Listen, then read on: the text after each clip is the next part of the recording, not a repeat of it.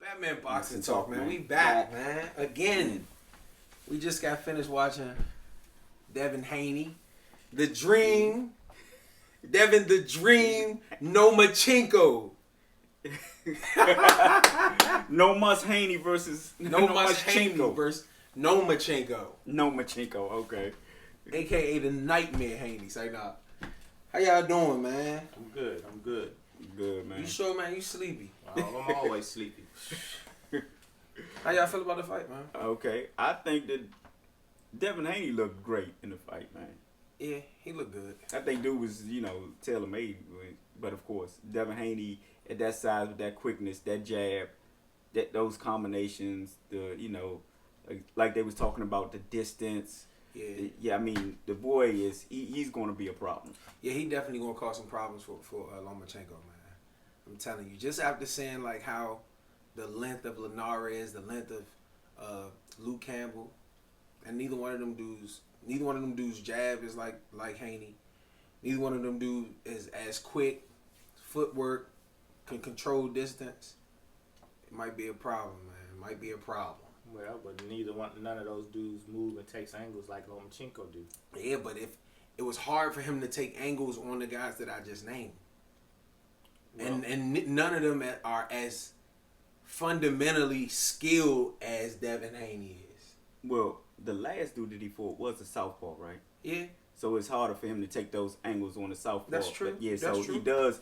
With Devin Haney, who's a conventional fighter, he will try to take those angles. But Devin Haney will give him problems because taller fighters, he's long and he's quick. Mm-hmm. I think that, Lomachenko is also going to give Devin Haney problems because Devin Haney's never faced anyone on the level of a Lomachenko. So it's no cakewalk for Lomachenko or Devin Haney, to be honest. But I think Devin Haney has a good chance of upsetting Lomachenko at 135. Devin Haney's big at 135.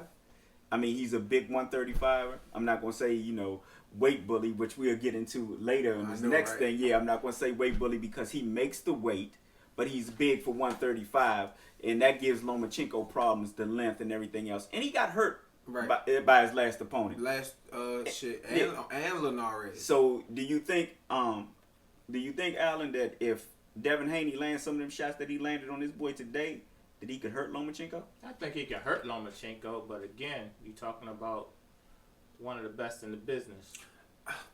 This dude he fought tonight was like had a chin, and he was like a caveman. He was built to take punishment. That's true. Lomachenko ain't built to take punishment. Lomachenko cut every fight. Every time I see him, he got cut. He cut up. And none of those dudes are as sharp, as quick. That jab. We were just talking about the jab. I said, oh, no, that's one of the best jabs in the business. It's a great jab, but again, you only looking at what Lomachenko's taking. No. Lomachenko also going to be giving. Yeah, but I'm also looking at what gives Lomachenko issues. And the fact that Devin Haney is too big for 135 and the fact that Lomachenko is too small for 135 could be the difference. That's not the only fight at 135. Tank's moving up. And you also have Teofimo Lopez. How do you put Haney up against them? I think Haney got the best chance. I don't think Haney gonna fight them. Not at 135. If he fights them guys, it'll be a little later in their careers. Maybe 140, maybe 147, depending on how high Teofimo. I don't think Tank gonna make it to 147. But if Tank can't get the Lomachenko fight, why not take on the Tank fight? Because I think Devin Haney too big for 135 right now. If it's me, I fight Lomachenko, and then I move up to 140. So you think, and then at that point, I pretty much. You don't think Tank's a big enough fight for him? I think it's a big enough fight, but I don't think it makes sense right now. That's a fight that could make both of them so much money in the future, and I look at Devin Haney the same way.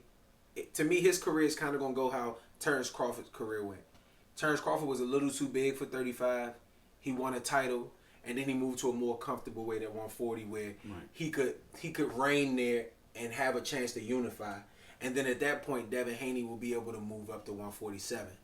Tank his height is he's gonna have the Adrian Broner issues where his body weight might be big enough, but height wise, I don't think he's gonna be big enough.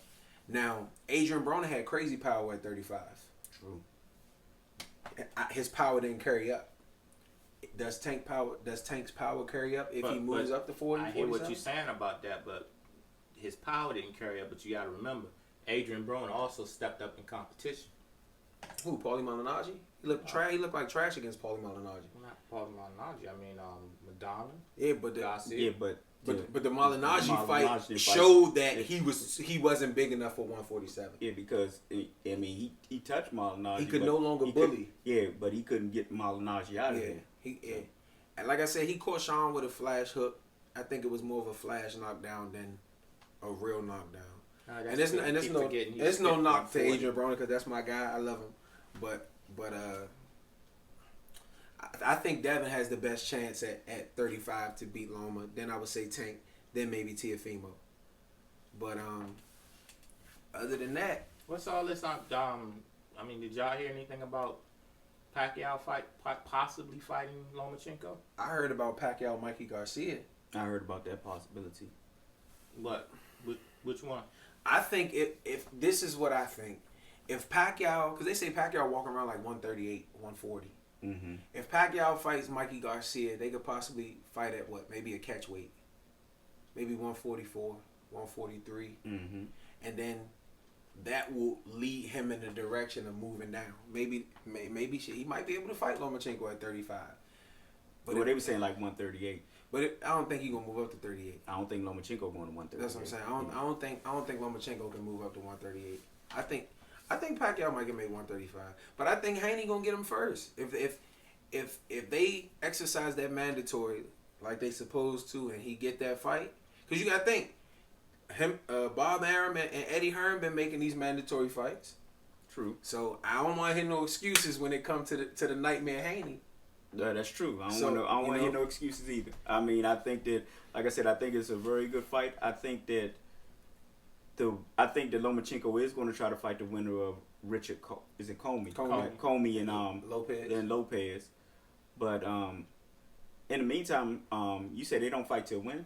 I know Comey and they don't fight till December, right? December. I think it's on the Terrence Crawford card. Okay, so if that fight is then, like you said, it's really no reason why. It's a reason why. I mean, Bob ain't gonna risk that, man. Bob not gonna risk putting him in with Devin Haney and messing up the possibility of Lomachenko being undisputed. Maybe after he become undisputed, right? Early next year, May. I agree with that, but let me ask you this: with that being said, if Tank's available, he not about to risk that. I'm telling you. But that's a big fight, and that's a bigger fight than him fighting Haney. So would you not risk that one? Yeah, but it's a mandatory. Tank don't have a belt at 35, so it's not like he can force that unification trumps mandatories. He's the number one contender by moving up, but he's not the mandatory. Yeah. Okay. Yeah. I think they put him in the number one spot, but I don't think he's a mandatory. No, Devin Haney just became the WBC mandatory tonight. But like I said, I don't see Bob putting him in there with Tank or Devin before Teofimo or Comey. That's that. But what we really came for was Spence is a weight bully, supposedly. Yes, that's what we're hearing from Well, I heard it on CJ Goodfella. Shout out to CJ Goodfella. Shout out to CJ Goodfella. Posted a video today saying that Kenny Porter said that Errol Spence shouldn't be fighting at 147. But as we all know, Sean Porter's a huge 47-pounder who actually missed weight. Yes. Had to cut the little dread off. Yeah, right. Had to fart. Had to suck in some air. But, I mean, what y'all think about that, man? What y'all think? You said a lot of interesting things when you're talking about somebody being a weight bully, but has never missed weight. Right. I ain't never seen Earl miss weight. Yeah. Earl always look good. Sean Porter, you've missed weight. Like you said, had to cut off the dread. Had to go sweat. Had to go sweat. Take a dump. I don't know what else you had to do. Yeah, but you had to do something. I mean, for you to say, for me to hear about Kenny Porter possibly saying that Errol Spence is a weight bully leading up to his son's fight. It just sounds like an excuse to me. It sounds like an excuse. It sounds like we know we about to lose. And let me put something in place. It could be an excuse, but it also could be just a throw tactic. I mean, because I like to think that Kenny Porter isn't that damn stupid. Yeah, but a throw tactic, how though? I mean, just throw some shit out there to get Errol Spence pissed off. Like that's like me calling somebody else fat and I'm fat too. You know what I'm saying? Like what was the point of even bringing that up? Believe it or not, you see that shit all the time. That's true, because I think that a lot of stuff that, Sean Porter says to Errol Spence, like, just to try to get under his skin. Because you see, like, the first press conference, Errol Spence said, man, I'm knocking his ass out. Yeah. Y'all act like y'all don't know. You know what I'm saying? Yeah. See, you already know. Yeah. So Errol Spence is like, why are you talking shit to me when you know I'm going to punish you? He know I'm going to punish him. Yeah, exactly. So he's saying the same thing, like, like maybe he is trying to get in his head a little bit. But I think, like you said, it's still stupid, Alan. To me, regardless. Sean Porter just looks so out of place. Like, everything that he doing is so not Sean Porter. True. Sean Porter normally smile, grin, polite, listen to gospel music, tie his shoes the correct way. Like, he do everything correct. Right. So now all of a sudden you fighting Errol Spence and now you out of character. To me, that shows that you're either not confident in your skill set, to where as though you feel like you have to bolster. My mother always told me, 9 times out of 10, if somebody talking trash, it's because they scared. The person that's gonna put in work ain't gonna say nothing. One thing that I think when you look at fights that we never think about is pressure. This is Sean Porter's biggest fight without question. And I know people keep talking about he's been on this championship run, but none of the fights with Keith Thurman or Danny Garcia is as big as this fight. None of the fights with those two is getting the attention that this fight is getting. And he might be uncomfortable. This fight is bigger because it's a unification bout. He didn't have a belt when he fought. Keith Thurman, and then he fought for Danny Garcia. They fought it for the vacant belt. Yeah, for the vacant belt. So this is definitely a bigger fight. Plus, it's this first time on pay-per-view. So I don't know. Maybe he's trying to sell tickets because Earl said that he couldn't sell out a family dinner. So maybe he's trying to sell tickets. But like, to me, it just looks so uncomfortable. He just looks so uncomfortable. Like. Well, I just hope that uncomfortableness isn't being, what's the word I'm looking for? Stage fright? I don't think he staged, man. Sean Porter has, next to Canelo Alvarez, Sean Porter, to me, I think, and maybe Danny Garcia. But at welterweight, Sean Porter has the best record. Sean Porter he's fought pretty much everybody except for Crawford. And now he's about to fight Spence. So. Yeah. The only top guys that you can say that he hasn't fought is, I guess you can say Pacquiao because he just beat Thurman and Terrence Crawford. Like, nobody else got a resume like Sean Porter. From Berto, the Granados, the Ugas, the Garcia, Thurman. I agree with Kell Brook. But again, Devin Alex, with all those fighters you just named, none of those fights is getting the attention that this fight is getting. But I think that he is trying to sell it, and I'm going to tell y'all why.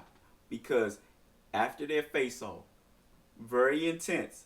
If you look at the end, right after they was like, okay, Sean Porter put a big smile on his face when he reached across to shake Errol Spence's hand. Like, good.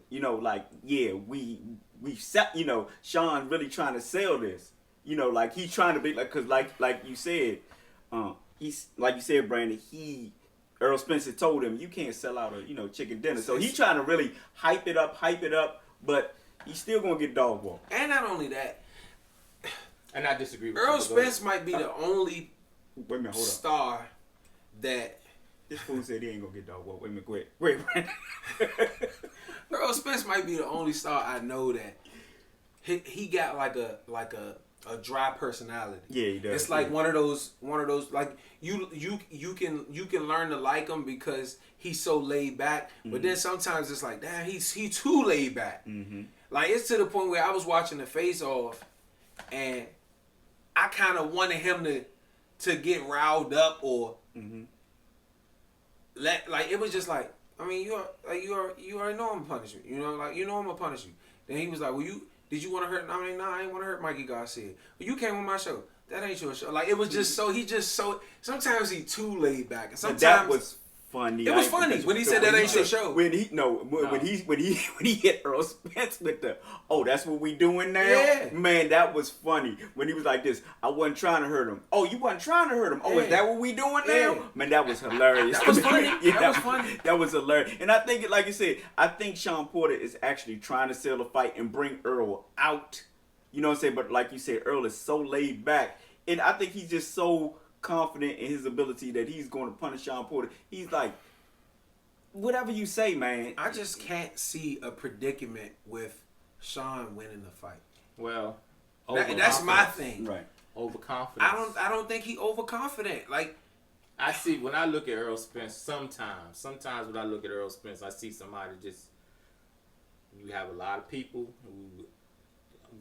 When you have a lot of yes men around you, which I don't know, seems. I don't see Errol with no entourage full of people. You see him with a lot of people? No, I don't. I mean, when I'm looking at the face to face, I'm looking at Errol Spence and I'm saying, this dude just looks like you don't belong in the ring with me. Like, I'm just gonna dog walk you, or as you say, beat bark off. I just see that's that. Like, Sean Porter, you have no chance. Don't be stealing my words, man. Shit. I was just about to say, look. Stealing my words. I'm going to say this, look. That is a Batman Boxing exclusive. And this was created by this man. Be Barkov. Yeah. Be Barkov. Hey, but look. I don't think Earl's overconfident. I just think it's kind of like when it's like, damn, we going somewhere and I know it costs $100 and I know I got the $100 to pay for it. Rather than it's like, oh shit, it might cost $200 and I think, you know what I'm saying? Like, Errol Spence has been in the ring with Sean Porter. I think he knows what to expect. He knows that Sean can't outbox him. I don't care how you cut it, slice it, or dice it. Sean Porter cannot stand at a distance and outbox Errol Spence. I'm trying to think of a fight that I've seen where a fighter just went in with this, like I said, the expectation that this dude can't do shit with me and got his ass whooped. I think Terrence Crawford goes into those fights with that type of expectation. You can't do shit with me. I think every fighter should go into a fight with that expectation. But do you want to know what fighter did that? Do you want to go back in the day? Tyson. No. Buster Douglas. No. Thomas Hearns against Sugar Ray Leonard. Oh, yeah. Look at the smirk on Tommy Hearns' face when he was in there. At 32-0 with 30 knockouts, he looking at Ray like, I'm gonna knock you out. But had he ever sparred with Ray? Yeah, actually, they have in the amateurs. When Hearns was an amateur. I don't count the amateur stuff. But that's when Sean Porter and Errol Spence sparred. No, I think their shit was like closer to being pros though. But again, and then they said they sparred multiple times. But that's true. Yeah. But Errol Spence you said too, though. You was wondering when the last time. That's one of the times I saw just the smirk on Tommy Hearns' face, like, I'm getting ready to knock his ass out. And I mean, rightfully so. And I mean, but Alan, I don't think that Errol Spence is overlooking Sean Porter. I don't think so because he even said it. I forgot the guy name that was narrating the face off. Mm-hmm. But he asked him. He was like, he said something to Sean Porter. And Sean Porter was like 1, 2, and 3. Porter, Spence, and Pacquiao. Mm-hmm. After this, it'll only be 2. Earl said, I ain't worried about Pacquiao. I'm fighting Sean Porter. Mm-hmm. You know what I'm saying? Like, you talking about shit we ain't even worried about. I'm talking about Sean Porter. Fuck all that other shit. I worry about Pacquiao once I beat that ass. Mm-hmm. Once I beat Bach out you, I worry about Pacquiao then. But I just don't see it, bro. I'm telling you, I don't see a way because I can't see him bullying Earl.